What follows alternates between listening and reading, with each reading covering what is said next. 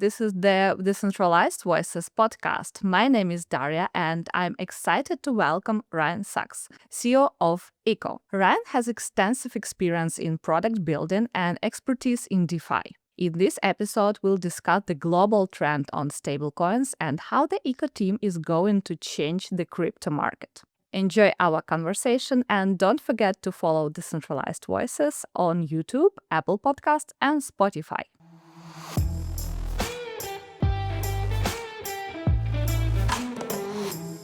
Ryne, I'm happy to have you today.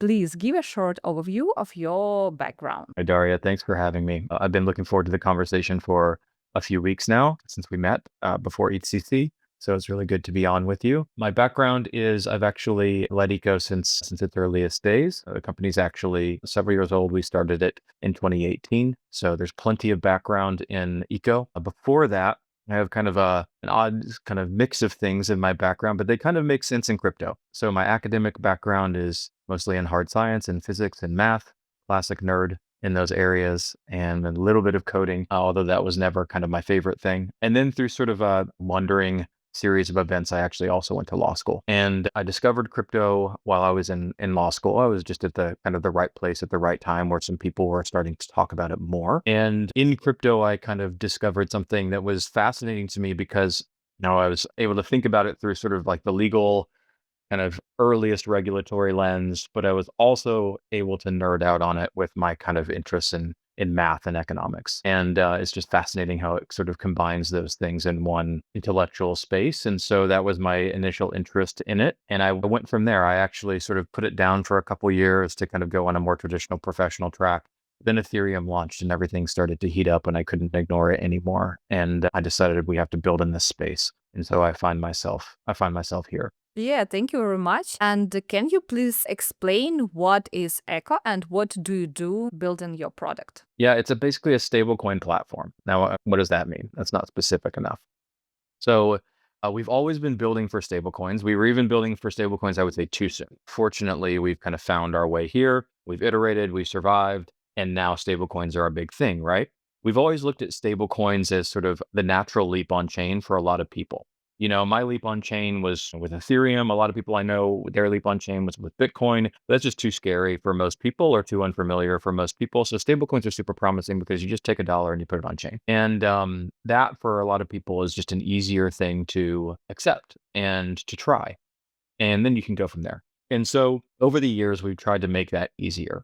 We've built various products to improve the user experience of getting a stablecoin and using a stablecoin and connecting it to other things you can do on chain. And so what that means for Eco today is sort of we think of Eco as the most powerful platform for using stablecoins on chain. Our customers and partners are chains, stablecoin issuers, and major DeFi protocols and sort of aggregators that are trying to share stablecoin liquidity or source stablecoin liquidity. So Eco has a few parts. One is just really, really fast and cheap bridging for stablecoins across chains where they're in demand. One is a UX layer integration to enable a user to aggregate their stablecoin balances and use them to do anything else across chains.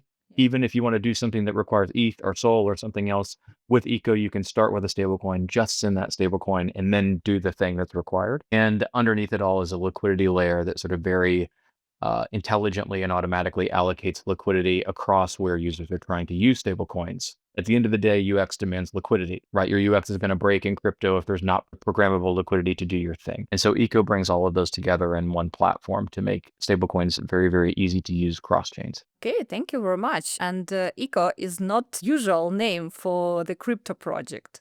No. Can you share the story behind of this name? Yeah. It's kind of an interesting story, actually. The company was originally called Beam. Early stages of the company when we were all kind of meeting each other and networking around it was 2017. Then we started it formally in 2018.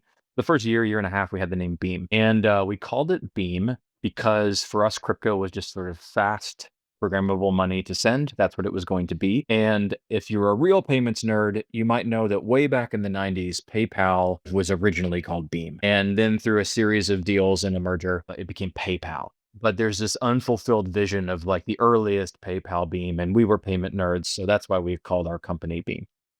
And but after about a year and a half, we just didn't own Beam well enough. We had one minor domain for Beam, but if you're around crypto back then, you remember there was a privacy project called Beam, Mimblewimble, and then there's a gaming chain that launched called Beam. And there were other non-crypto startups around us that were also called Beam. So there's like a bunch of Beams. Even more recently, kind of ironically, Justin Drake has called his latest Ethereum research project the Beam chain, which was hilarious to us, right? And so there's beams everywhere. And so it was pretty clear to us that if we wanted to have a more distinguishable brand by 2019 or something like that, we needed to rebrand. And so we looked at a bunch of different names. I don't actually remember very many of them now, but we had an opportunity alongside an investment round that we were raising, or fundraising round, to acquire Eco.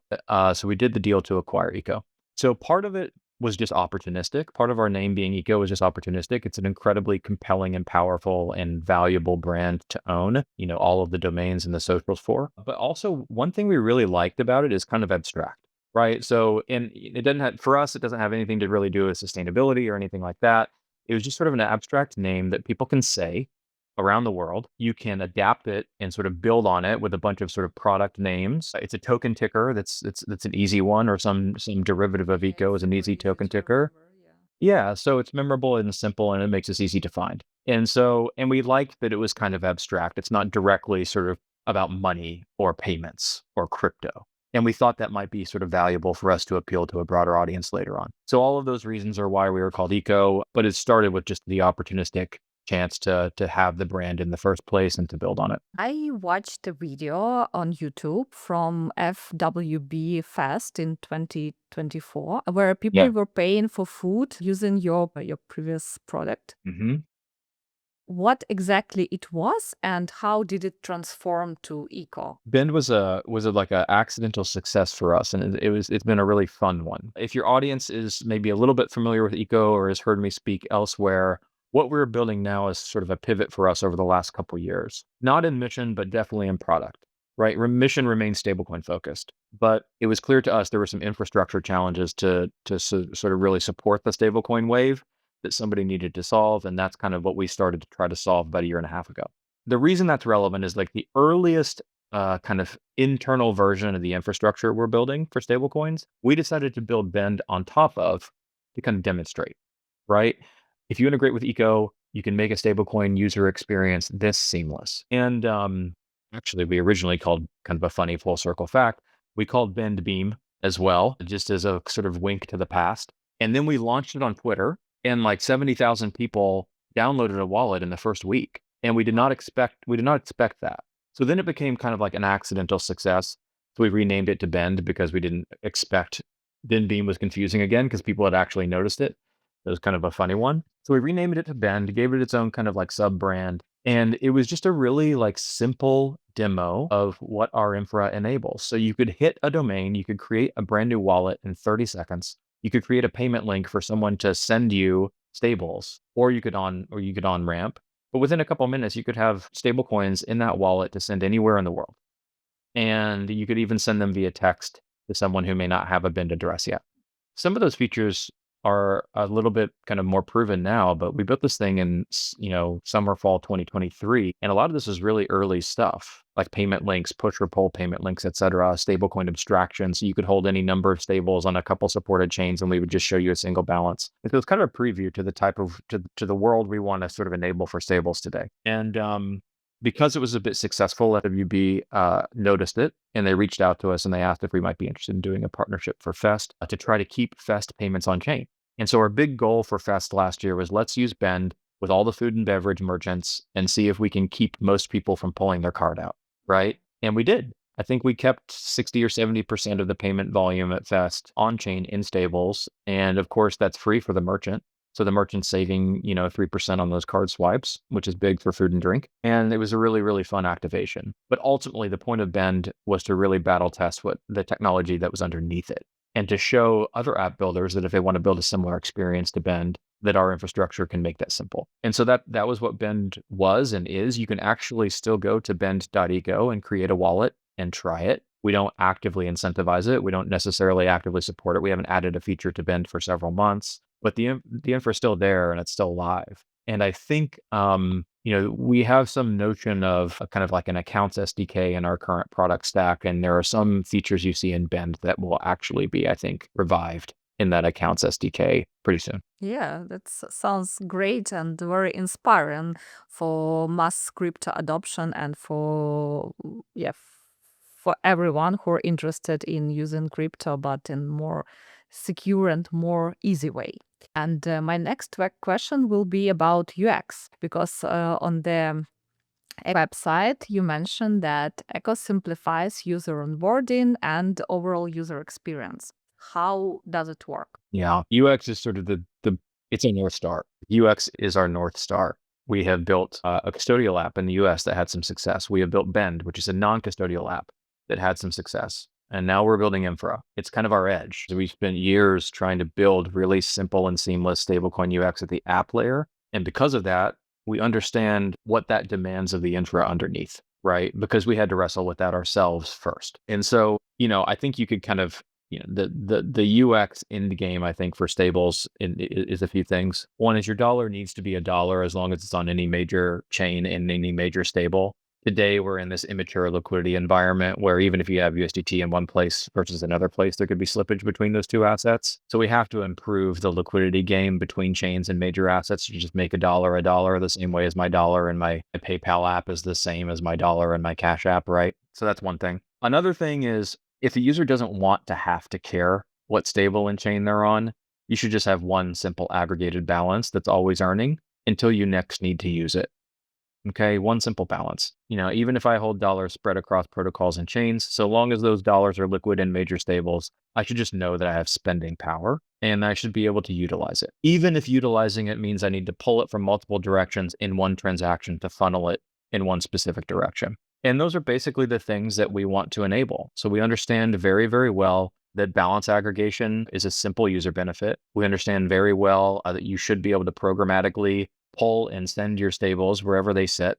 And we understand very well that the average kind of mainstream user, maybe not the sort of crypto trader, but the average mainstream user just needs to trust that their dollar value is there for them to use the next they need it. And they shouldn't need to track it across multiple places or understand multiple different assets, right? Unless they become DeFi degen and they want to go in that direction, right? And then we understand very well that oftentimes the limitation to making those things true is intelligent liquidity and kind of programmability of that liquidity underneath.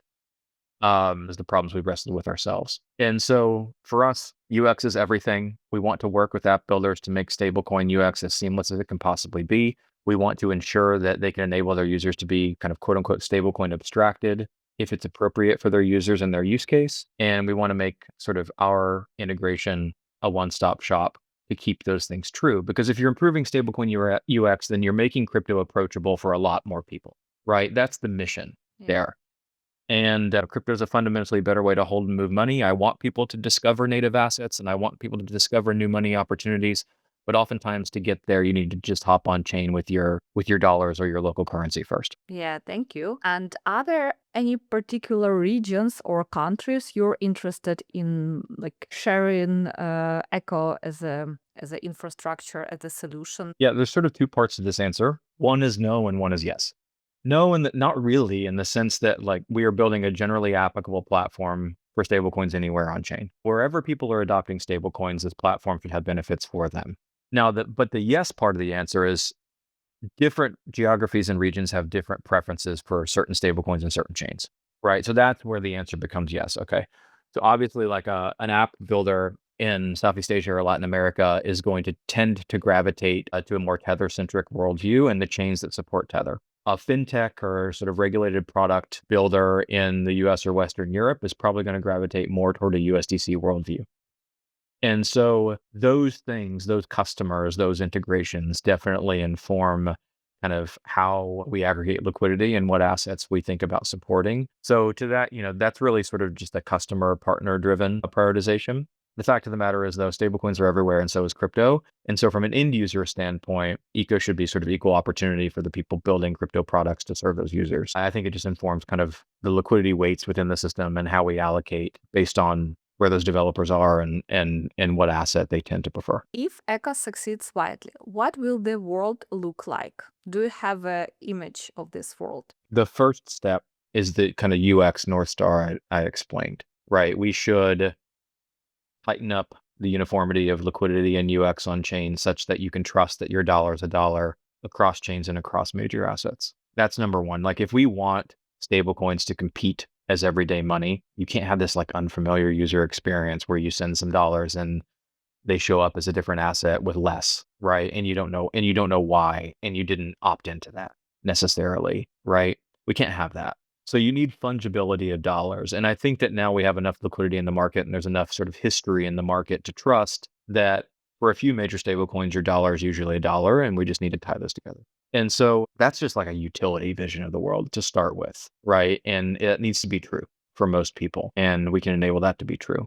The next step in that vision is sort of the one simple balance, always earning. If this is programmable money and you're holding a stablecoin, then you cannot have we can't replicate the checking savings account user experience where you have some money that's like over there that is allowed to earn interest and some money that's over here that doesn't really earn interest, but is your spending money. That is an unnecessary split when we're talking about crypto and stablecoins. There's sort of one simple balance, always earning, can be across chains, whatever, but you just need to trust that you have access to that when and where you need it, and that it's earning for you at a safe rate and in a safe way in between those moments. That's the next vision, or the next part of the vision. And then I think what we have an opportunity to stitch together here is some kind of, the analogy would be something like on-chain Visa, the analogy I've used elsewhere before, and we've used it since our earliest days, right? Some people say that and they mean different things. So let me clarify what I mean by that. If you just take a step back and you think about Visa for a minute, it's doing a couple things. It's an interoperability protocol for currency. Yes. It allows my bank in the US to talk to a bank in Eastern Europe or wherever else so that I can swipe my card and use my money, which is amazing innovation, right? And the other amazing thing about it is the UX is the exact same wherever I go. I swipe, right tap. Remarkable. If you just think about different blockchains as sort of analogous to different banking systems that don't natively talk to each other, then stitching together a similar kind of with a standard UX, a one-click stable send across that network is a very valuable solution. And that's what we're trying to build. So if I phase what does the world look like, I start with like a very practical thing and I get to a little bit more idealistic thing. And then if I may, I'll go for even more idealistic thing. And this is not today. But I think what becomes really interesting is the world is not dollarized. Right now, stablecoins are.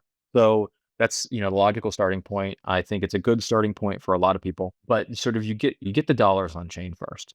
You realize some version of this on chain Visa that I think Eco can satisfy. And then what becomes really interesting is you've introduced a bunch of people to sort of new money opportunities. And what do they do from there? See real kind of non-dollarized stable and Forex markets evolve on chain, probably. But even beyond that, do we see non-fiat stablecoins kind of come back and become realized? A lot of people tried to build those, themselves included, in some experimental version in like 2017, 18, 19. It was too soon.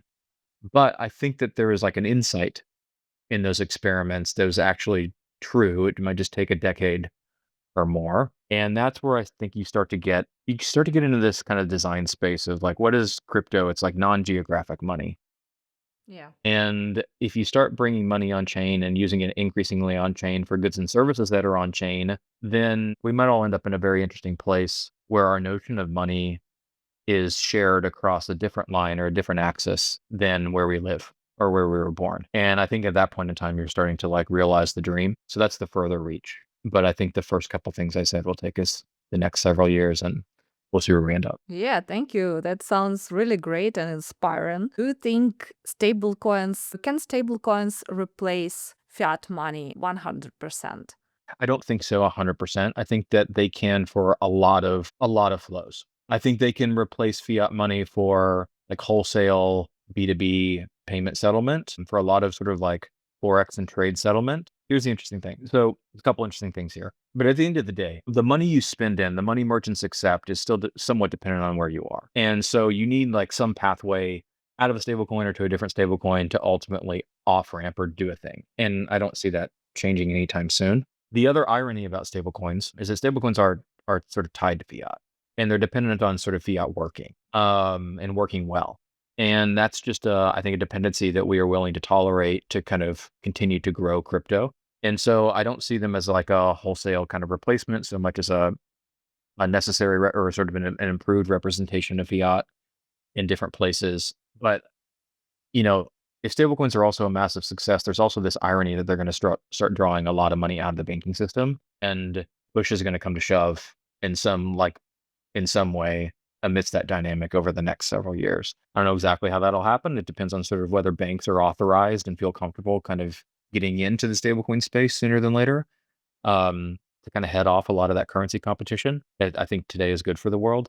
But there's all these sort of, I think, countervailing forces that are government interested, as well as just like local practical considerations that lead me to believe that like a wholesale replacement of day-to-day fiat or an entire replacement is probably like a step too far. What ideas or maybe concepts must be learned or researched in the DeFi ecosystem? Because there's a few things. One is like, I'm not like when I think about this, I'm usually thinking about necessary like technical or money problems that I think we need to solve. I've never been great at, I'm not like a gamer. I've never been great at like predicting the games that people are going to play in DeFi. So like I would not have predicted like pumped up fun, for example. I am a prediction market nerd, so I maybe was early to kind of like the poly market type of trend.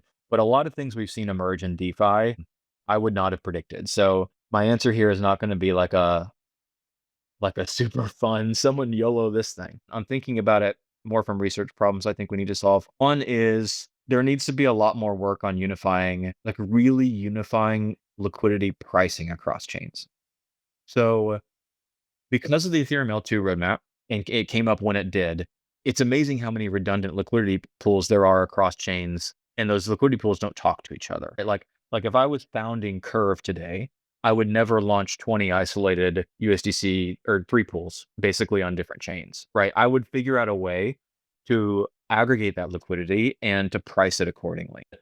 I don't think they did anything wrong. They just started when they did 5 years ago, 4 years ago.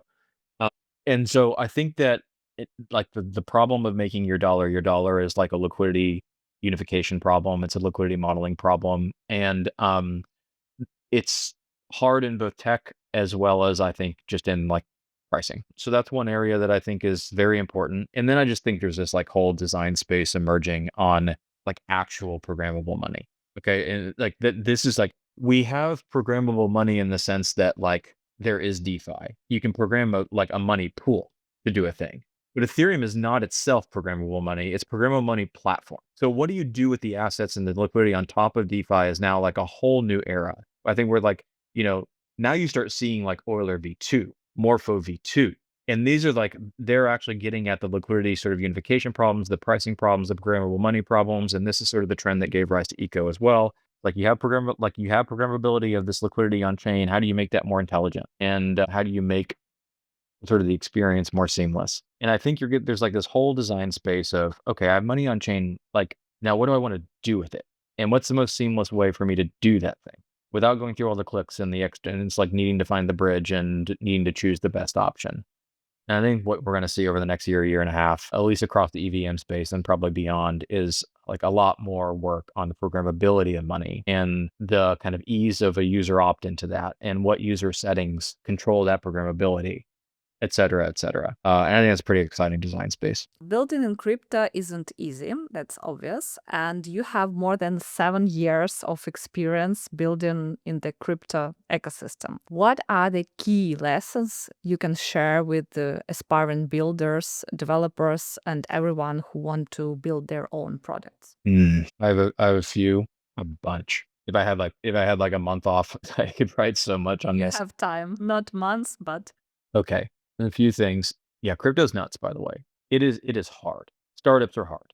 Startups never stop being hard. Even when they're working, they never stop being hard. They might get more fun when they're working, but they're still hard. And crypto adds a layer of insanity on top of it, on top of the normal startup experience, because you're trying to build in this market that's so dynamic and it never turns off. And sometimes it's hard to even know what's real in that market.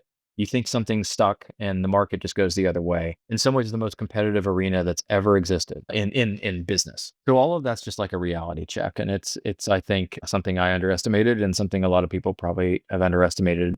So with that being true, a couple things come to mind. One is you have to know why you're doing this. I think when you start a startup, you have to know why you're doing it. If you don't know why you're doing it, you may not like have the persistence that you need. And there are a number of reasons that are fine. but they kind of like will affect your mindset. So you could be doing this to just like play a game. You could be doing it to YOLO the next meme platform. You could be doing it to just like YOLO the next DeFi protocol, like see if it works, try to capture value. That is a certain playbook. It's fun. It drives the space forward. A lot of those experiments are really important and necessary to run. Many of those do not stand the test of time. Some of them do, most don't. But it might be a fine reason for doing it. It just means you're operating by a certain playbook on a certain compressed timeline. The second reason to do it, you may be sort of just view this as an emergent tech platform and you see an interesting opportunity to build a good business, maybe even like a pseudo SaaS business and try to sell it. And that's fine too. A third reason to do it is just that you fundamentally believe that this is inevitable technology and it's new money eventually, and you're here for the long haul to try to get there. And whether that takes you one company or three companies, you're just here for it. And that's a different thing. And so you just have to know why you're doing it because it's going to affect your mindset. The other thing that I would say is like, you just have to like, this is true of startups, again, particularly true of crypto. You just have got to like figure out how to control your mindset and like temper it and temper the mindset of your team, especially if you're trying to be here for a while, right? 7 years in, that's 3 crypto macro cycles. That's like, it feels like a startup lifetime. And there's so much euphoria and there's like so much demoralization when it collapses. And you have to get to a point where if you feel like you're building something real over the long run, you like can discount the euphoria and the collapse and just like stay in the middle. Yeah, I And trust wanted it. to ask you actually how to live through these cycles and how to stay focused and just keep building. You just have to, I think that the only way to do that is to the first part of the answer, to be one of those people that feels like you're in it for the long haul and to know why. And there will be periods where you may get jaded when you feel like crypto is incentivizing the wrong things, rewarding the wrong things, or the world is making it hard for you to build. But if you can still get through those times and keep your team level through those times and motivated through those times, then you just got to trust that it's going to benefit you. There's maybe a couple other things. I think that this is just like, this is kind of a cliche. It's kind of an ironic response. You can be in it for any one of the 3 reasons or timescales that I mentioned, but you just like, you got to build something people want. And it's harder than it sounds, actually. You got to build it at the right time. You not only have to build the right thing, but you need to build it in the right time. And then you need to be able to tell the market about it in a way that connects. And in crypto, we're still very early and we have been very early. So it is easy to obsess over hard technical problems. I've done it over and over again. And you think you solved the technical problem, which does deserve some merit, but unless it's exposed in a product that people want, it's only going to get you so far. And so whether you're trying to build something people want in 3 months and you're trying to YOLO that, or you're trying to build something that people want in 3 years and you have a plan to get there, you just have to have some feedback that validates whether it's something people want or not. And that's just like the 101 of building a product and building a startup. And it's weirdly easy to forget that or lose sight of that in crypto because there's a lot of research problems that are still very important. The market's always distracting you. It's like, there's a fine line between becoming like friend and competitor obsessed as opposed to just like healthily aware of those things. And so those are a few things that I would say are like just like battle hardened things that I've learned, things that I've gotten wrong along the way at various times or sort of like not been as closely connected with as I should. But what the kind of interesting thing about all of those answers is they're actually pretty obvious. And sometimes you just like need to be reminded of them. Yeah, thank you. And I agree with you that in crypto, it's very easy to build something that users don't need. And it's more often than in traditional businesses and fields. That's why we see so many projects created just for the team, but they don't learn users and they don't know what users need. So yeah, it's not banal. It's normal approach and it's a good approach to build the product people like and need. Echo was mentioned as a project that has really high chances to be hyped, but it's not hyped now. So what do you think can make Echo hyped? There's good hype and bad hype, right? There's like flash in the pan hype in crypto that everyone chases, and there's good hype. I think Good hype. good hype. I think like an example of good hype right now would be like Boiler, who's like been through a lot of difficulty and just like built to come back, right? And they've probably earned every bit of hype that they have now. And so I don't think we're playing kind of like the flash in the pan hype playbook. I don't even think we're good at that.